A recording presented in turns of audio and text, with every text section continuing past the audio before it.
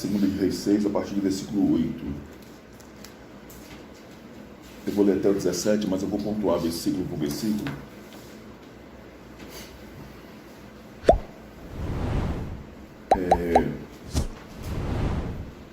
Abrão significa...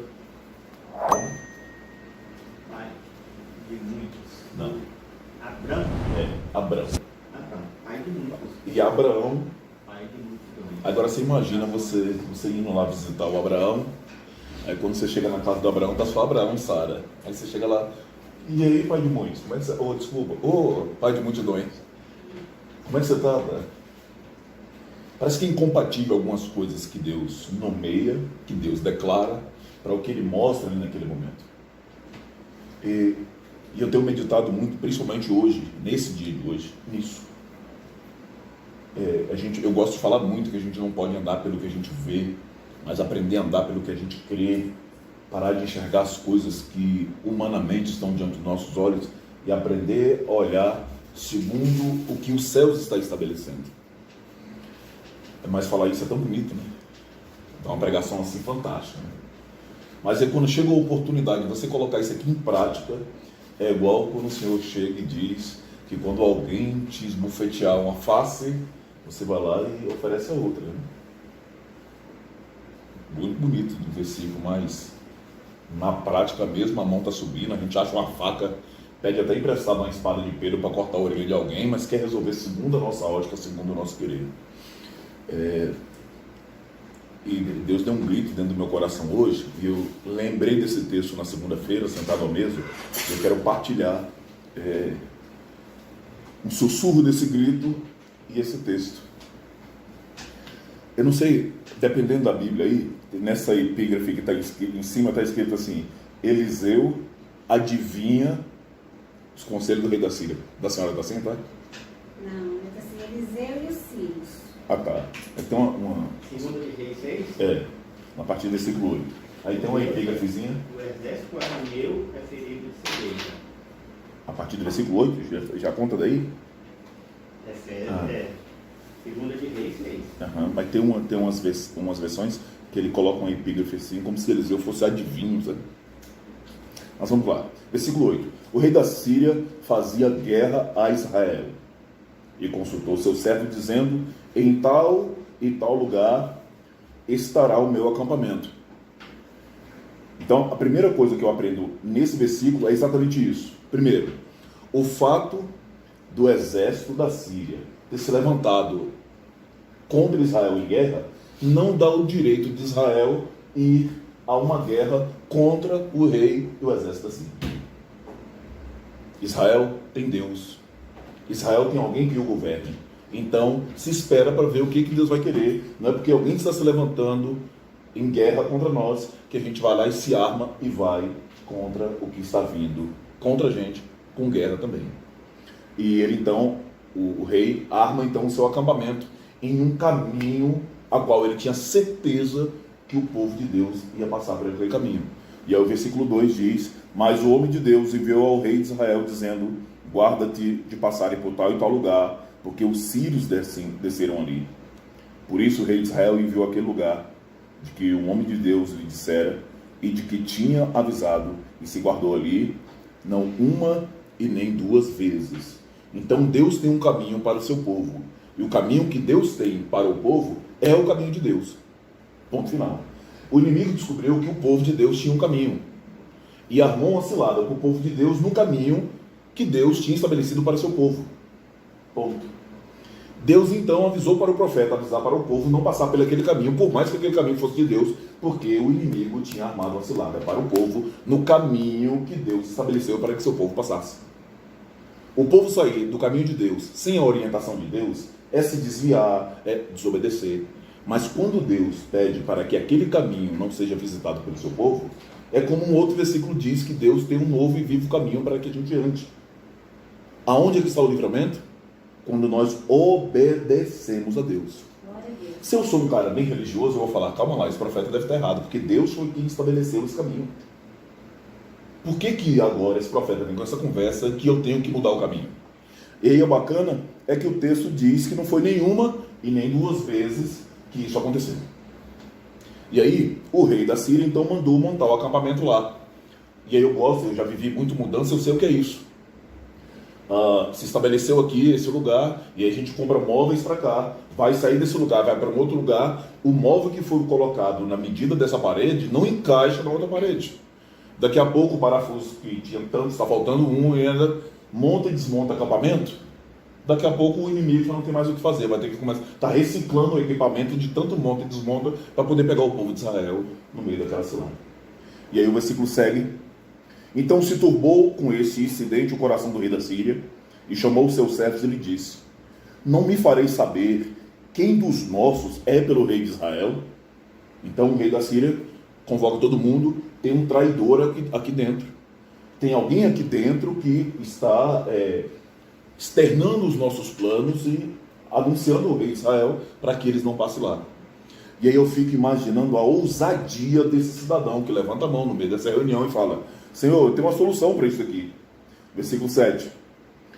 E disse um dos servos: não, ó rei meu senhor, mas o profeta Eliseu, que está em Israel, faz saber ao rei de Israel, olha o detalhe, as palavras que tu fala no teu quarto de dormir.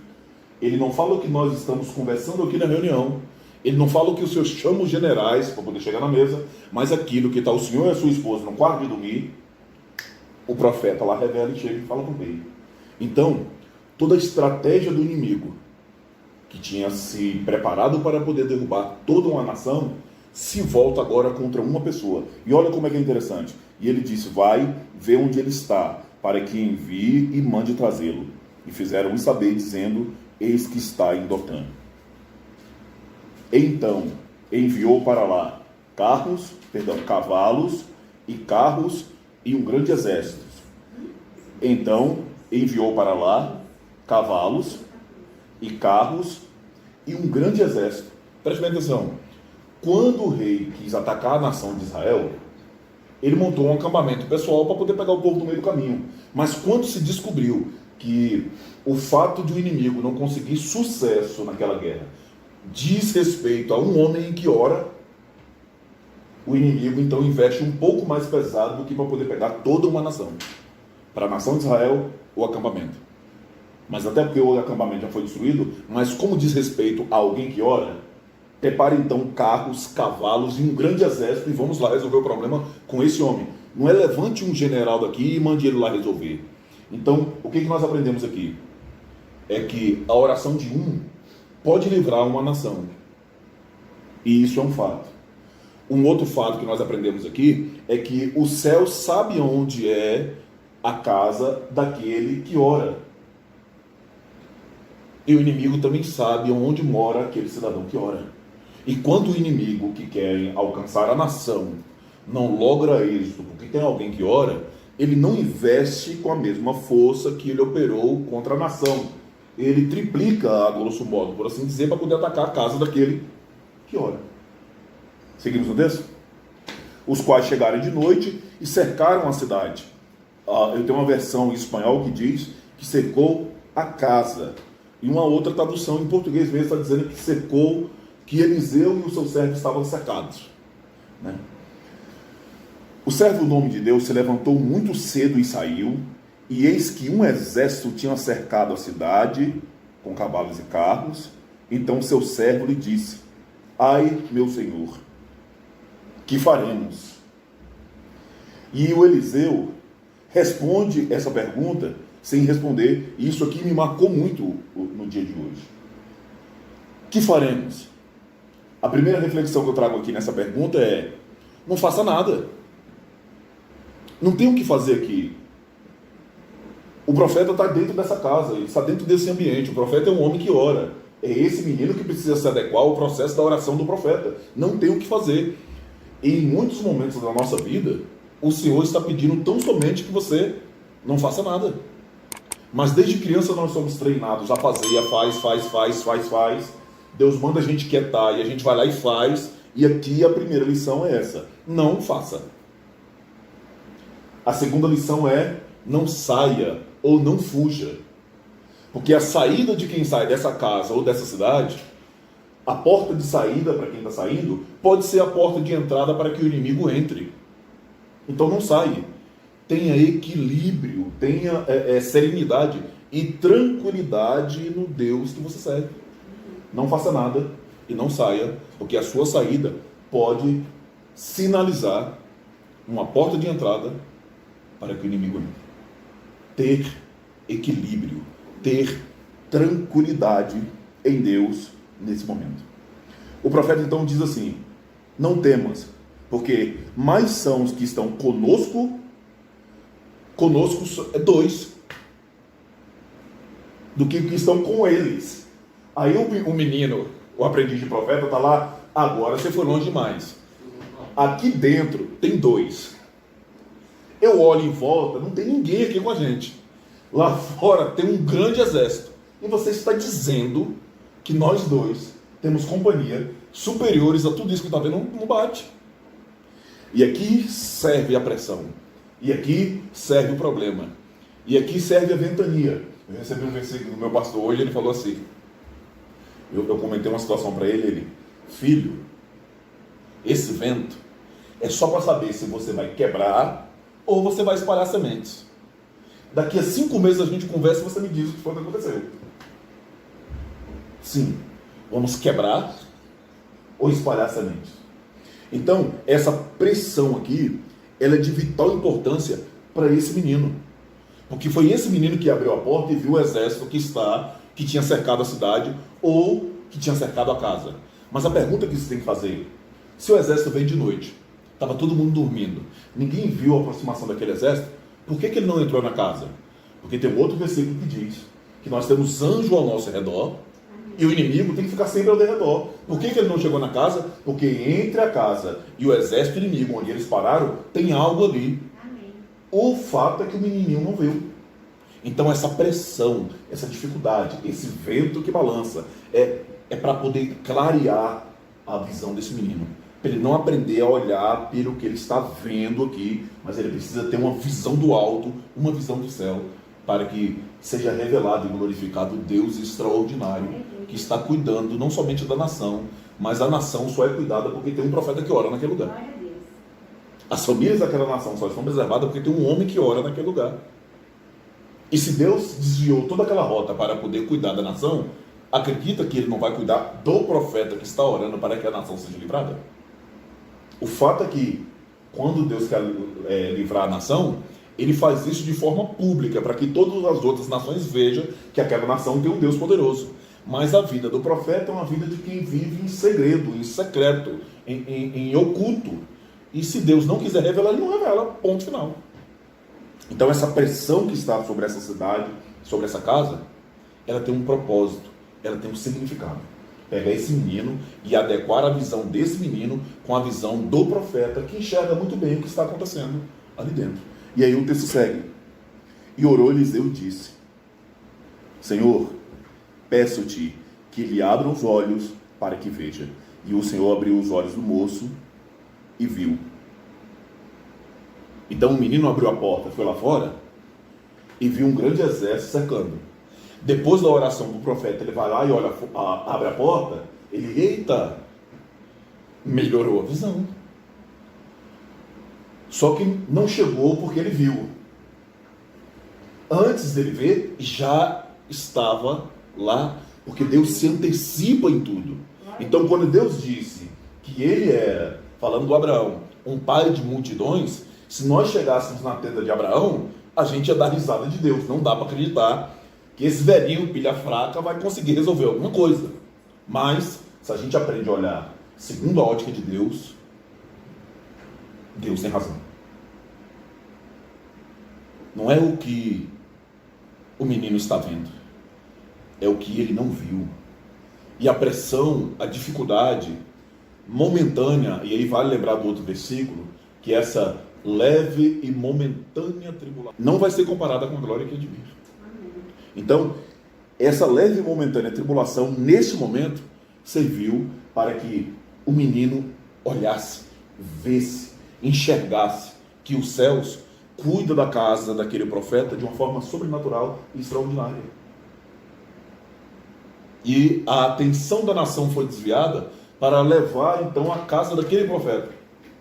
E o menino viu. E aí, E eis que o monte estava cheio de cavalos, carros de fogo, onde? Em redor de Eliseu. Glória a Deus. Pode se juntar à Síria, pode fazer conchava com o Egito, com quem quer que for. O profeta só consegue permanecer nessa voz do alto que fala de livramento para a nação, e essa voz verdadeiramente acontece, não tem falha, não tem rota, ele sabe o caminho, ele sabe o ponto, porque a casa dele, a vida dele está protegida, e não adianta ir com espada contra a proteção que Deus estabeleceu ali, porque não dá. Então, o que aprendemos? O fato de, sim, se levantou guerra contra o povo de Deus, o Senhor não lhe concede com isso o direito de guerrear. Você tem que aprender a ouvir a voz de Deus. Segundo ponto, Deus estabeleceu para você um caminho.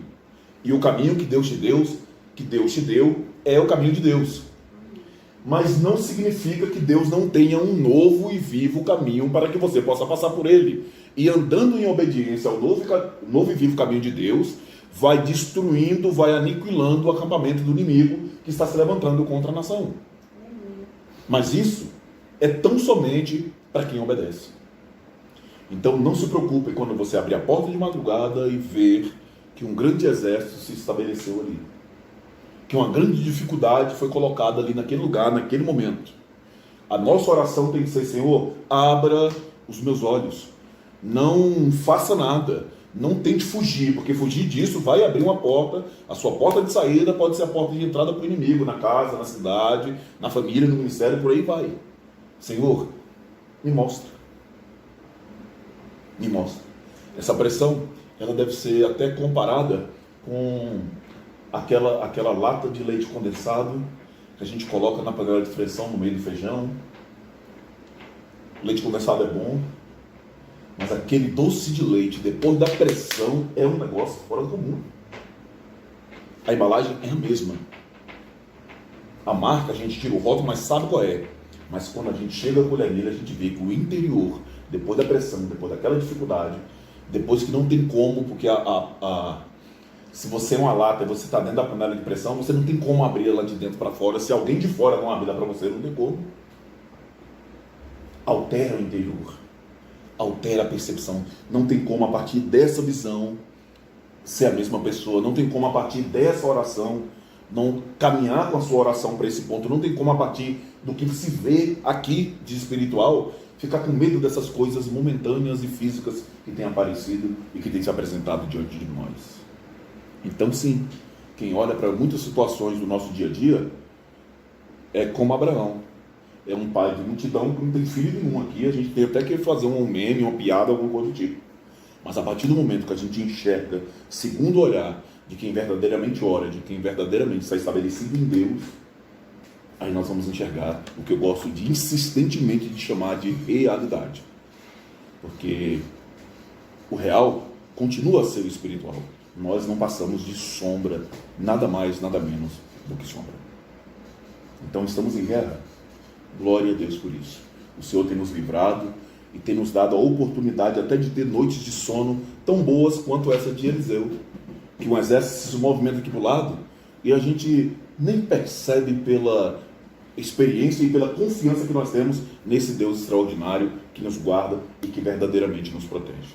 Então que hoje o Senhor venha estabelecer cada vez mais os seus anjos em favor da nossa casa, estabelecer os anjos do nosso ministério, na nossa família, nos nossos recursos, em tudo que é de Deus que está em nós. Porque se o inimigo se levantar, nós não vamos precisar agir, porque nós temos um general de guerra que se antecipa até mesmo ao inimigo,